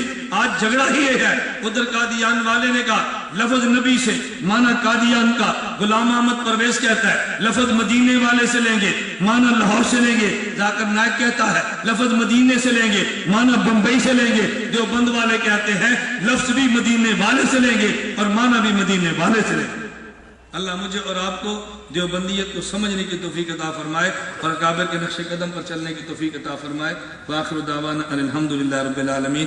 میں نے ایک موضوع بڑی مختصر سی بات کی ہے، اللہ توفیق دے دے پھر صحیح۔ تمہیں دیکھو کتنی سردی لگ رہی ہے، ہمیں کوئی سردی آپ کو نظر آ رہی ہے؟ دیکھو میں صبح سے ایسے پھر رہا ہوں، یہ نہیں کہ مجھے بیان نے گرم کیا، ہم ویسے ہی گرم ہیں۔ دیکھ لو کہ آپ نے گرمی محسوس کی ہو، کوئی تسنن ہو، کوئی تکلف، کوئی بناوٹ، کچھ بھی نہیں ہے۔ اللہ کا بڑا شکر ہے۔ میرا کل جامعہ نعمانیہ بڑا میرے صبح بیان تھا، ایک طالب علم ایسے اٹھا چادر لے کر آیا بڑے شوق سے دینے کے لیے۔ میں نے کہا میرے پاس 2 انگیٹھیاں، مجھے سردی نہیں لگتی۔ وہ نہیں سمجھا، استاد سمجھ، مولوی بھی نہیں سمجھے، تم بھی نہیں سمجھے۔ میں نے کہا میرے پاس 2 انگیٹھیاں، آپ تو سمجھ گئے مفتی صاحب۔ چلیں سنیں، ڈاکٹر ذاکر نائک کے بارے میں کچھ تفصیل سے بما دلائل و جوابات بات ہو جائے۔ میں نے بات عرض کر دی ہے کہ ذاکر نائک قرآن کا معنی خود کرتا ہے اور نہایت غلط کرتا ہے، مسئلے خود بتاتا ہے، نہایت غلط بتاتا ہے۔ ذاکر نائک یہ بات کہتا ہے کہ صدیق حضرت عمر بن خطاب رضی اللہ تعالی عنہ نے 3 طلاق کے 1 ہونے کا فتویٰ، حضرت عمر بن خطاب نے 3 طلاق کے 3 ہونے کا فتویٰ دیا تھا۔ ہم حضرت عمر بن خطاب کی تحقیقات کو احادیث کی روشنی میں دیکھیں گے، اگر ٹھیک ہوئی تو مان لیں گے، نہ ٹھیک ہوئی تو نہیں مانیں گے۔ میں نے کہا جس حضرت عمر کو نبی نے معیار حق بنایا، اس کو تم چیک کرو گے، یہی جرم مودودی کا ہے۔ وہ صحابہ کو معیار حق نہیں مانتے اور یہ بدبخت خلیفہ راشد کو معیار حق نہیں مانتے۔ یہ چھوٹا جرم ہے، نہیں سمجھے؟ یہ چھوٹا جرم ہے کہ عمر کو میں چیک کروں گا جن کے بارے میں نبی کا فیصلہ کیا ہے، ان اللہ جعل الحق علی لسان عمر و قلبہ۔ عمر دیکھتے بھی، سوچتے بھی ٹھیک ہے، عمر بولتے بھی ٹھیک ہے۔ ذاکر نے کہتا ہے میں چیک کروں گا کہ ٹھیک بولے ہیں یا نہیں بولے۔ نبی فیصلہ فرما رہے ہیں، ذاکر نائک اس کو چیک کر رہے ہیں، کس قدر بدبختی کی بات ہے۔ میں نے اس لیے کہا ذاکر نائک مسائل نہایت غلط قسم کے پیش کرتا ہے اور عام بندہ سمجھتا ہے ذاکر نائک بہت بڑا محقق ہے۔ میں نے آج ہی بتایا تھا کہ ذاکر نائک سے ایک بندے نے پوچھا کچھوے اور مینڈک کا کیا حکم ہے۔ ذاکر نائک سے جن کو عقیدت ہے نا، وہ ذاکر نائک فتوے پر آج عمل کرے ذرا، پھر اس کو فون کریں کہ ہم نے تیرے فتوے پہ عمل کیا۔ پوچھا مینڈک کچھوے کا کیا حکم ہے، ذاکر نائک کہتے ہیں قرآن کریم میں ہے لحمن طریہ، گوشت فریش ہونا چاہیے، خواہ مچھلی کا ہو خواہ مینڈک ہو۔ کبھی آپ کا مہمان آئے نا تو پھر آپ مینڈک بھون کے رکھ دیا کریں، پوچھے کیوں، کہنا ڈاکٹر ذاکر نائک کا فتویٰ ہے۔ دیکھو بندے کو کراہت آتی ہے اور وہ اس کا اسٹیج کے اوپر فتویٰ دیتا پھر۔ میں نے اس لیے کہا کہ ذاکر نائک، اس نے کہا جی 3 طلاق 1 ہوتی ہے۔ ذاکر نائک سے پوچھا دلیل کیا ہے، کہتے اس لیے کہ اس نے غصے کی حالت میں چونکہ دی ہے اس لیے ہم نے 3 کو 1 کہہ دیا۔ تو میں نے کہا کیا اس کو بغل میں رکھ کے بیوی کے بوسے لے کر طلاق دینی ہے؟ تو مجھے بہت اچھی لگتی ہے تجھے 3 طلاق نہیں، جب طلاق دیں گے تو بیوی کو پیار کر کے طلاق دیتے ہیں، غصے میں دیتے ہیں؟ کیسا بیوقوف آدمی ہے۔ میں نے کہا دنیا میں 3 جوتے مارو تو 3 ہوتے ہیں، 3 گولیاں مارو 3 ہوتے ہیں، 3 بندے قتل کرو تو 3 ہوتے ہیں، اور غصے میں 3 طلاق دو تو 1 ہوتی ہے۔ یہ صرف طلاق کا معاملہ دنیا سے الگ تم نے کیوں کیا؟ کہتے ہیں بہت عقل مند ہے۔ عقل مند ہے یا بیوقوف ہے؟ مولانا امین اکاڑوی رحمۃ اللہ علیہ کی مناظرہ تھا غیر مقلدین سے، اور اوپر سے انہوں نے فون کر دیا پولیس کو، SHO آ گیا، اس نے کہا جی مناظرہ نہیں ہوگا۔ مولانا فرمایا ہوگا تو سالس بند ہمارا فیصلہ کر۔ SHO کہنے لگا اگر تم نہ مانے میں جوتیاں ماروں گا، مناظرہ ختم کرا دوں گا۔ मौलाना अमीन काड़ी फरमाने कि मुझे मंजूर है, मुझे भी जूतियाँ मार, इस अहले हदीस मौलवी को मार, मुझे 3 मार तो 3 कहना, इसको 3 मार तो 1 कहना, इसको 9 मार, इसको 9 मार, मुझे 3 मार, मुझे 3 मारो तो 1 3 कहना, इसको 3 मारो तो 1 कहना। कहते क्यों? उन्होंने फरमाया ये बात इसको नहीं समझ आ रही। अब यहाँ जाकर ना है कि उसके साथ यही करो उसको भी समझ आ जाए। कहते अक्लमंद है। बताओ अक्लमंद है बेवकूफ़ है? इसलिए मेरा करक वालों को मशवरा है, अगर आपने मसला पूछना हो लिफाफे में बंद करें और दालिफ्ता भिजवा दें। यहाँ करक में किसी मदरसे में या कौन कौन दालिफ्ता मुझे नहीं पता, यहाँ भिजवा दें। और जब आपने पेशाब पखाना चेक करना हो उसको थैली में डालें और बम्बई भिजवा दें, क्योंकि जाकिर नायक मुफ्ती नहीं है, MBBS डॉक्टर है, PhD डॉक्टर नहीं है, MBBS डॉक्टर है। MBBS डॉक्टर के जिम्मे क्या है? मसाने चेक करना, पेट चेक करना, नब्ज चेक करना, कोई और चेक करना उसके जिम्मे। तो जो इसके जिम्मे उससे चेक कराओ, जो मौलवी के जिम्मे हमसे चेक कराओ, मसला हमें चेक कराओ, पेशाब खाने से चेक कराओ। हमारा काम हमसे लो, उसका काम उससे लो। डॉक्टर जाकर ठीक हो जाएगा, वो खुद मरीज है बेचारा, तो ठीक हो जाएगा इंशाअल्लाह। मौलाना फजल रहमान और तमाम सियासी उलमा को उलमा सूफ़ कहने वाले का हुक्म क्या है? हुक्म मुझसे न पूछा करें, हम जमीयत के हजरात को अपना कायद समझते हैं। और खुदा गवाह है, मेरी देखिए बात वीडियो पर रिकॉर्ड हो रही है और चंद देर बाद इससे नेट पे चढ़ के पूरी दुनिया में चले जाए। ये जो बयान यहाँ हो रहा है ना, इस बयान में पूरी दुनिया में चले जाए, यहाँ करक में नहीं रहना।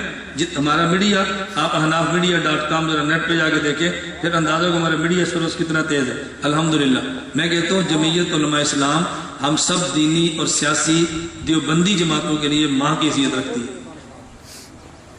जमीयत को मैं अपनी बात कहता हूँ, मैं जमीयत को यूँ समझता हूँ कि जैसे आम जमातों के लिए माँ की हैसियत होती है, हमें जमीयत को उस वक्त याद आती है जब मुश्किल में फंसते हैं।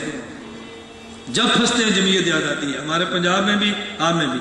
अब मैं सारी मिसालें दूंगा तो बाद यहाँ जियाले बैठे होंगे, वो गलत मैसेज नकल कर देंगे कि मौलाना ने ये बात की है। जब भी जरूरत पड़ी है, गुज़श्ता साल रबीउल अव्वल में फैसलाबाद बहुत बड़ा हमला हुआ। मौलाना ज़ाहुल कासिम रहमतुल्लाह अलैह की लाइब्रेरी को जलाया, घर को जलाया, कब्र को जूते मारे, सब कुछ हुआ। मौलाना ज़ाहिद महमूद मौलाना कासिम के बेटे पे पर्चा हुआ, वो जेल में चले गए। अब कौन काम आए? मौलाना फजल रहमान। लाल मसद का कसिया पेश आया, जामे फरीदिया बंद हो गया, फिर कौन काम आया? मौलाना फजल रहमान साहब। मौलाना आजम तारक शाह शहीद रहमत हड़ताल की जेल में, हड़ताल 40वें दिन में दाखिल हो गई, तो काम कौन आया? मौलाना फजल रहमान। जब हुकूमत पॉलिसी बनाती है मदारस को गिरा दो, फिर कौन याद आता है? जब हालात ठीक हो गए, बेदीन है, सियासतदान है, शरीयत का पता ही नहीं है, गठजोड़ किया हुआ। जब काम निकल गया तो गठजोड़ है, और जब काम पड़ गया फिर वहां दौड़ जाते हैं। भैया तो फिर आखिर तक लड़ो ना, मरो तब भी ना जाओ। और मैंने 7 साल जेल काटी है, 7 साल जेल में एक बार भी पूरे मुल्क में कोई जमीयत का बंदा नहीं कह सकता कि मैंने कभी सिफारिश कराई हो, कभी ताउन किया हो, लेकिन गीत फिर भी जमीयत के करता। आज तक कोई बंदा नहीं कह सकता कि मैंने 1 टके का कभी ताउन मांगा हो, क्योंकि हम ताउन के लिए साथ नहीं है, हम अपनी दीनी जरूरत समझ के साथ देते, हमारा हक बनता है साथ देते। मौलाना मिले तो ठीक, ना मिले तो ठीक। मैं बाज़ाब्ता आज तक मौलाना से कभी बाज़ाब्ता नहीं मिला। जलसों में इकट्ठे हो गए तो मिल लिया, मुसाफा हो गया तो मिल लिया, बाज़ाब्ता कभी नहीं मिला। क्यों? हमें जरूरत पड़े तो फिर मिले ना, खाम खा बड़ों को तंग नहीं करना चाहिए कभी भी। मैं कभी किसी बड़े के यहाँ चला जाऊँ, वो सोए पड़े हो किसी के यहाँ भी, मैं कहता तो मत उठाओ भाई, जब उठेगा तो मेरा सलाम दे देना और कहना मिलने के लिए आया था, चला गया, इतनी सी बात। और हम तो रगड़ते हैं, पहले मुसाफा, फिर मान का, फिर 1 बार नहीं 2 बार परेशान करते हैं। और मैं फिर भी बैठता हूँ, साथी मुझे कहते मैं बैठो, इन सबको मुसाफा करने दो, ये ना बदले, हम तो बदल जाएंगे। अल्लाह में समझ अता फरमाए, अपने काबे के बारे में ऐसी बातें ना फरमाया करें, ये जेब नहीं देता। खुदा गवाह है, जिस मकाम पर मौलाना बैठे हैं ना, इस मनसब पर आप होते तो पता नहीं कब से बिक जाते। 2 टके की रिश्वत पे हम बिकते हैं, 2 टके पर। शनाख्ती कार्ड बनना है जी, महीने बाद बनेगा, कुछ पैसे देते हैं, जल्दी बना दो, हम इस पर ही बिक जाते हैं। पासपोर्ट बनना हफ्ता लगेगा, जल्दी नहीं हो सकता, पैसे लगेंगे, ले लो जल्दी बना दो, हम इसमें बिक जाते हैं। और मौलाना फजल रहमान साहब को देखो, उनके खिलाफ बोलना बहुत आसान है, लेकिन सबूत कोई नहीं मुहैया कर सकते। बोलने वाले तो हमें भी नहीं माफ करते, हर किसी के खिलाफ बोलते हैं। पैंट और टाई में नमाज पढ़ना कैसा है? खिलाफ सुन्नत है। बाद दुआ सलात तीजा चले सुनो दुआ बा सलात वजात फरमाए। तो आप वो मसले पूछें जिसके लिए मैं आया हूँ, बरेली और फिर रखिए, उसके बाद मेरा करेंगे इंशाअल्लाह। जाकिर नायक अकीदा मैंने बता दिया, बेईमान आदमी। हजूर सल्लम का नसब मुबारक आदम इस्लाम तक बयान करता है, तफसीर मज़हरी पढ़ना ही करता है, आपकी क्या तहकीक है? मेरी इस पर कोई तहकीक नहीं है, मैं इस पर सुकूत ही करता हूँ। جب حضور نے خود فرمایا اسرائیلیات کے بارے میں سکوت کرو تو پھر سکوت ہی بہتر ہے، تحقیق ضرور کر رہی ہے۔ حضور نے فرمایا نا کہ لا نکذب بلا نصدق، اتنی سی بات ہے۔ تو جب حضور فرمائے اسرائیلیات پہ خاموش ہو جاؤ، آپ اس پہ تحقیق کر کے کون سے شریک کارنامہ سر انجام دیں گے؟ آپ حضور کے نام یاد رکھ لو، ظاہری مطہرات کے رکھو، بولو بھائی راشدین کے رکھو۔ فکر شاہ ولی اللہ کے بارے میں کچھ بتاؤ، آج کل بہت زیادہ پھیل رہی ہے۔ ان کا تو ہمارے وفاق المدارس کے کعبے نے بائیکاٹ کر دیا ہے، جس کو مشائخ ہی فارغ کر دیں اس کے بارے میں کیا رائے دینے ہیں۔ 2 کتابیں اس پہ پڑھیں، ایک عمر فاروق مصنف ہے جامعۃ الرشید سے چھپی ہے ان کے بارے میں، اور ایک مولانا سرفراز خان صفدر رحمۃ اللہ کے بیٹے عبداللہ خان بشیر صاحب لکھی ہے، دونوں کا مطالعہ فرمائے۔ مودودی کے بارے میں تھوڑا تفسیر فرمائے، تفسیر بھی اور تھوڑی بھی یہ 2 باتیں جمع نہیں ہوتی، تھوڑے کو جمال کہتے ہیں تفسیر۔ میں نے تو آپ سے کہہ دیا کہ مودودی ملحد اور بے دین آدمی تھا، اس سے بچنا بہت ضروری ہے۔ مودودی اتنا بڑا جاہل تھا، اس کو بسم اللہ الرحمن الرحیم کی تفسیر کرنا بھی نہیں آتی۔ اگر کوئی بندہ یا ایسا بیٹھا ہو جس کے گھر میں تفہیم القرآن موجود ہو، وہ جا کر دیکھے۔ مودودی صاحب نے بسم اللہ کی تفسیر کی ہے، بسم اللہ الرحمن الرحیم، کہتے ہیں الرحمن کا معنی بہت رحم کرنے والا، الرحیم کا کوئی معنی نہیں ہے، صرف رحمان میں مبالغہ پیدا کرنے کے لیے اللہ نے ذکر فرمایا۔ اور یہ الرحمن رحیم ایسے ہی ہے جیسے ہم کہتے ہیں لمبا تڑنگا، ہنسو مت، جیسے کیا کہتے ہیں لمبا، کہتے ہیں تڑنگا کا معنی نہیں ہے، لیکن لمبائی کی لمبائی میں مبالغہ بیان کرنے کے لیے تڑنگا کہتے ہیں۔ کالا شاہ کہتے ہیں شاہ کا معنی نہیں ہے، لیکن کالے کی سیاہی میں مبالغہ پیدا کرنے کے لیے ساتھ شاہ کہتے ہیں۔ کہتے ہیں اس رحیم کا معنی نہیں ہے، الرحمان کے رحمانیت میں مبالغہ بیان کر رحیم لائے ہیں، یہ مودودی کا علم ہے۔ اور ہمارے قابل کیا کہتے ہیں؟ بسم اللہ الرحیم، بے حد مہربان نہایت رحم والا ہے۔ کیا کہتے ہیں؟ بے حد نہایت رحم والا ہے۔ بے حد کا معنی اور ہے، نہایت کا معنی اور ہے۔ بے حد کا معنی اور ہے، نہایت کا معنی اور ہے۔ رحمان کا معنی الگ ہے، رحیم کا معنی الگ ہے، دونوں کے معنی میں اردو میں فرق ہی ہے۔ بے حد مہربان اور نہایت رحم کرنے والا ہے۔ نہایت کا معنی ہوتا ہے کامل الرحم، اور یہ آخرت میں ہوگا، تام الرحمہ آخرت میں ہوگا، اور اس کا مطلب عام الرحمہ، جس کی رحمت ہر کسی کو شامل ہو، یہ دنیا میں ہے۔ اس لیے کہتے ہیں اللہ کے بارے میں رحیم فی دنیا رحمان فی الآخرہ، اللہ وہاں رحمان اور یہاں رحیم۔ اس لیے عبد الرحیم کو رحیم کہہ سکتے ہیں، عبد الرحمان کو رحمان نہیں کہہ سکتے۔ رحمان خدا کے ساتھ خاص ہے، اور رحیم غیر اللہ کا بھی قرآن میں استعمال ہوا ہے، رؤوف بالمؤمنین رؤوف الرحیم۔ چلے خیر یہ تو علمی باعث ہے، میں نے کہا جس کو بسم اللہ کا ترجمہ بھی نہ آتا ہو اس کے بارے میں کون مفسر مانے گا۔ اس لیے مودودی ایسا شاطر آدمی تھا، اس نے یہ نہیں کہا میں نے قرآن کا ترجمہ کیا ہے، کہتا ہے میں نے قرآن کی ترجمانی کی ہے۔ آپ مقدمہ پڑھ لیں، کیا کہتے ہیں؟ قرآن کریم کی ترجمانی بھی تو غلطیاں ہوتی رہتی ہے نا، میں اردو بیان کروں، پشتو والا ترجمانی کر رہا ہے تو بہت ساری باتیں غلط بھی کیا جائے گا۔ جہاد اس وقت فرض عین ہے یا نہیں؟ میں خود جہاد نہیں کرتا، تو مجھ سے آپ نے کیا مسئلہ پوچھنا؟ بے عمل بندے سے مسئلہ نہ پوچھو، بعمل بندے سے مسئلہ پوچھو۔ روح و نور کی حقیقت، الرحمن استوا سے حقیقت واضح فرمائے۔ یہ اتنی علمی مباحث ہے جو عوامی نہیں ہے، میں انشاءاللہ پھر کبھی آپ کے حاضر ہوں گا تو طلبہ اس میں شرکت فرمائے، استوا کی بحث پڑھیں۔ ہمارے ہاں دورہ حدیث کے فارغ التحصیل علماء کی 1 سالہ تخصص ہے، اس میں استوا علی العرش کی بحث اور صفات کی بحث میں خود پڑھاتا ہوں، اور میری پوری لکھی لکھائی بحث القواعد فی العقائد کے نام پہ آپ کو مکالک صورت میں مل جائے گی۔ اس پر میں نے بحمدللہ بڑا مفصل کام کیا ہے، اور وہ درج ہے، عوامی بحث اس لیے نفع نہیں ہے۔ آپ جو پڑھنا چاہیں آپ تشریف لائیں۔ امام ابو حنیفہ رحمۃ اللہ علیہ غلام ہے، ہم ایک کی تقلید کیوں کرتے ہیں؟ امام ابو حنیفہ رحمۃ اللہ غلام ہے تو ہم ایک غلام کی تقلید کیوں کرتے ہیں؟ امام ابو حنیفہ کس نے کہا تمہیں غلام ہے؟ آزاد ماں کا آزاد بیٹا ہے، غلام تو تم ہو، انگریزوں نے تمہیں نام اہل حدیث دیا ہے، غلاموں امام کو غلام کیوں کہتے ہو؟ میری ایک کتاب آپ دیکھ لیں، فرقہ اہل حدیث پاک و ہند کا تحقیقی جائزہ، صرف ایک کتاب واحد پڑھی ہے، آپ ایک کتاب سے اندازہ کریں گے، اور بحمدللہ تعالیٰ اتنی جامع کتاب ہے، اس سے زیادہ جامع غیر مقلدیت کی معلومات آپ کو کہیں نہیں ملیں۔ میں نے اس کتاب کے آخر میں 350 کتاب کی فہرست دی ہے جو ہمارے کابل کے خلاف لکھی۔ فرقہ بریلیت پاک و ہند کا تحقیقی جائزہ، وہ کتاب بھی آ گئی ہے، اور اس کے آخر میں پوری فہرست دی ہے ہمارے اکابر میں کن کن نے علمی کام بریلیت کے خلاف کیا۔ یہ تو خود غلام ہے۔ ان پہلے حدیثوں کا نام کس نے دیا تھا؟ انگریز نے دیا۔ تبلیغی جماعت کے بارے میں کیا خیال ہے؟ تبلیغی جماعت علماء دیوبند کا مذہبی بین الاقوامی سب سے مضبوط نیٹ ورک ہے، ہم قدر بھی کرتے ہیں، تبلیغ کے ساتھ وقت بھی لگاتے ہیں۔ اور کوشش کرو وقت لگایا کرو، نہ جا سکے تو کم از کم تنقید نہ کیا کرو. بس جمعیت بھی ہماری ہے، تبلیغی جماعت بھی ہماری ہے. بس میں تبلیغ والوں سے گزارش کرتا ہوں کہ جن دنوں میں الیکشن ہو ان دنوں میں اپنا ووٹ ہمیں دیا. صحیح ہے نا؟ اب رائے ون کے جس دن میں رائے ون کا اجتماع ہے، 20 اجتماع اور بھی ہوں تو ہم کہاں جاتے ہیں؟ جب ہم آپ کو اپنا سمجھتے ہیں، آپ بھی ہمیں اپنا سمجھ. تھوڑی سی شفقت فرماؤ، کچھ کمی بیشی ہو جاتی ہے لیکن اس میں دیانتداری سے کام لو. اور سچی بات ہے کہ علماء کا اسمبلی میں جانا بہت ضروری ہے، اس پر شفقت فرماؤ، کچھ کمیاں کوتاہیاں درگزر کیا کرو. امام تو بہت عبداللہ مبارک فرمائے، صرف یہ 4 خاص کیوں ہیں؟ یہ چاروں کی فقہ اللہ کو پسند کہ اللہ نے چلا دی ہے. کوئی کام کی چٹ لکھو جو بڑی علمی ہو. تکمیل، تمکین، تدویر، تطہیر کا معنی بیان کرو، رہ گیا پھر کبھی دوبارہ سے یہ نہیں. میں نے کہا دین مکمل حضور نے فرمایا اور دین کو جگہ صحابہ نے دی ہے. دین کو لکھا ابو حنیفہ رحمۃ اللہ علیہ نے، اور دین میں جو فتنے آئے ان سے دین کو پاک علماء دیوبند نے کیا. قادیانیوں کے بارے میں میرے رشتہ دار ہیں، قادیان سے رشتہ داری کرنا بہت بڑا جرم ہے. قادیانیوں کو تو ہم بھی کافر کہتے ہیں، پاکستان کی اسمبلی میں بھی کافر کہہ دیا.